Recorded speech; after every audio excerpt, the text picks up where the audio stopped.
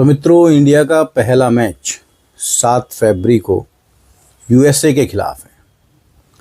अब टीम में अभी अभी पता चला है कि हर्षित राणा टीम से आउट हो गए, उनको चोट लग गई है। अब पता नहीं उनको चोट लग गई है या उनको कहा गया है कि तुझे चोट लग गई है, क्योंकि ऐसे बहुत सारे प्लेयर हैं जिनको कभी कभी ये बता दिया जाता है कि नहीं तेरे को चोट लगी है, तुझे पता नहीं है, तू चोटिल है।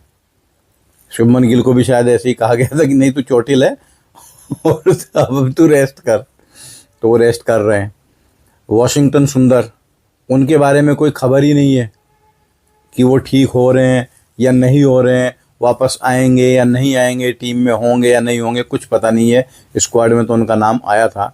हालांकि हर्षित राणा को अब बदल दिया गया है और डीएसपी सिराज उनकी जगह अब आएंगे।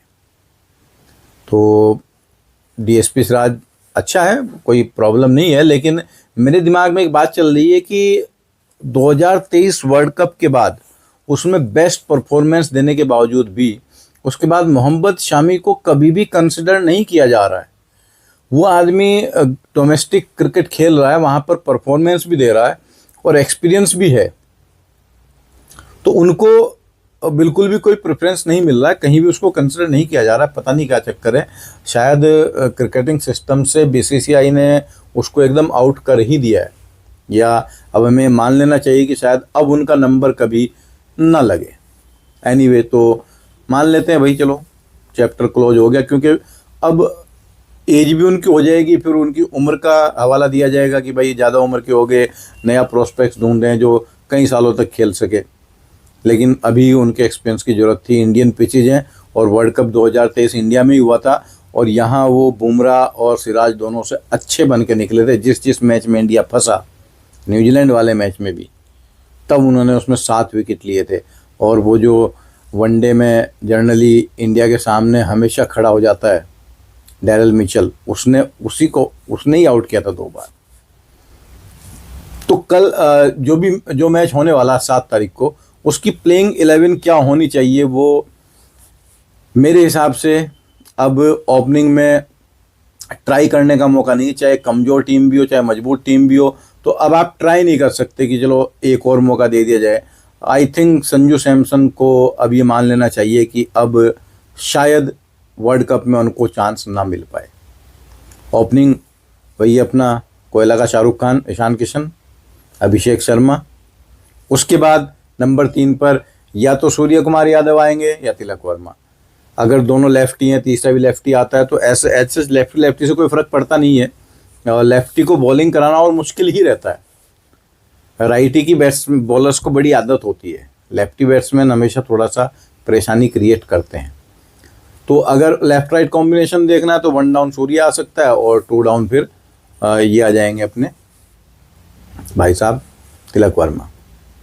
अब उसके बाद फिर जो आगे वाले बैट्समैन हैं, जो हमारे पास बाकी प्लेयर हैं, हार्दिक पांड्या हैं, रिंकू सिंह है, अक्षर पटेल है।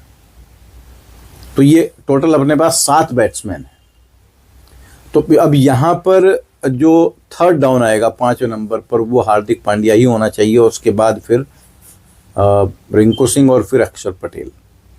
कोई गड़बड़ होती है तो आप अक्षर पटेल को ऊपर यूज कर सकते हो, क्योंकि उन्होंने 2024 वर्ल्ड कप में भी फाइनल में साउथ अफ्रीका के अगेंस्ट तेज भी खेला था और वो जो उसने 47 रन बनाए थे, उससे कारण टीम को एक्सलेशन मिला था।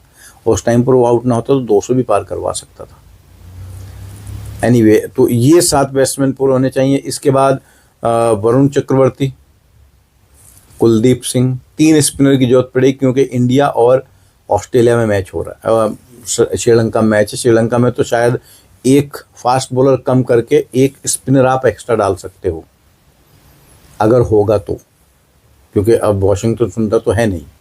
और ये 3 स्पिनर जो हैं वो पूरे हमने टीम में काउंट कर लिए हैं। अक्षर पटेल हैं अपने पास, और दूसरा अपने पास कुलदीप हैं, और वो वरुण चक्रवर्ती हैं। अब इसके बाद 2 स्पेस और बचते हैं, तो वहाँ पर फास्ट बॉलर रहेंगे। लेकिन फास्ट बॉलर में पहली प्रेफरेंस क्या होनी चाहिए? पहली प्रेफरेंस बुमराह, वो हमेशा रहेंगे ही। हालांकि अर्शदीप T20 में उनसे बढ़िया कर रहे हैं, तो ऐसा ना कर दिया जाए कि अर्शदीप को हटाकर आपने सिराज को खिला दिया है। सिराज और अर्शदीप में अगर चॉइस करनी है तो मेरे हिसाब से पहली चॉइस अर्शदीप होनी चाहिए। तो total player Ishan Kishan, Abhishek Sharma, Surya Kumar Yadav, Tilak Varma, Hardik Pandya, Rinku Singh, Axar Patel, Varun Chakravarthy, Kuldeep and Bumrah and Arshdeep. Total 11 player की टीम ये बनती है। प्लेइंग 11 इसी ऑर्डर में होनी चाहिए और हर मैच में होनी चाहिए, क्योंकि अगर आप ये सोच कर चलोगे कि जो हल्की टीम से मैच है उसमें किसी को मौका दे दें, तो जो प्लेयर है जिसकी प्रैक्टिस करानी है, एक प्लेयर रह गया भाई, शिवम दुबे। अब शिवम दुबे को किसकी जगह फिट किया जाए? या तो रिंकू सिंह को आपको बैठाना पड़ेगा,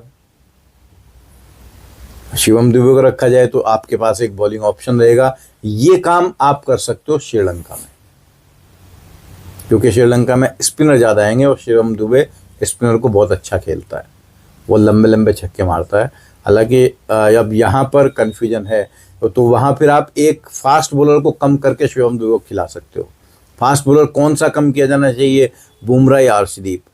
अगर आप मेरे इंट्यूशन पर की बात करो तो मैं ये चाहूँगा कि अगर श्रीलंका में खेल रहे हैं तो भले ही आप बुमराह को एक मोमेंट के लिए ड्रॉप कर दो, लेकिन अर्शदीप हर मैच खेलना चाहिए। देखिए, T20 में करंट फॉर्म देखी जाती है, पिछला रिकॉर्ड नहीं देखा जाता।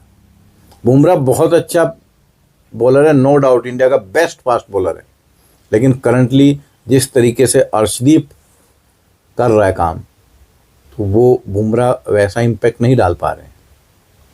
उनका ओरा बड़ा है, लेकिन अर्शदीप की करंट परफॉर्मेंस ज़्यादा अच्छी है। तो शिवम दुबे और रिंकू सिंह में शफलिंग हो सकती है। यहाँ पर 2 चॉइस है मेरे पास और बाकी आपके पास 11 पूरे हैं। आपको क्या लगता है इसमें कौन सा चेंज होना चाहिए, कौन प्लेयर किसी दूसरे की जगह आ सकता है? आप कमेंट करके बताइएगा और वीडियो को लाइक कर दीजिए। चैनल को प्लीज़ सब्सक्राइब कीजिएगा, अपने फ्रेंड्स के साथ शेयर कर सकते हैं। फिर नेक्स्ट वीडियो में मिलते हैं किसी और मुद्दे के साथ, मैच की बात करेंगे। तब तक के लिए जय श्री राम, जय भारत, जय हिंद।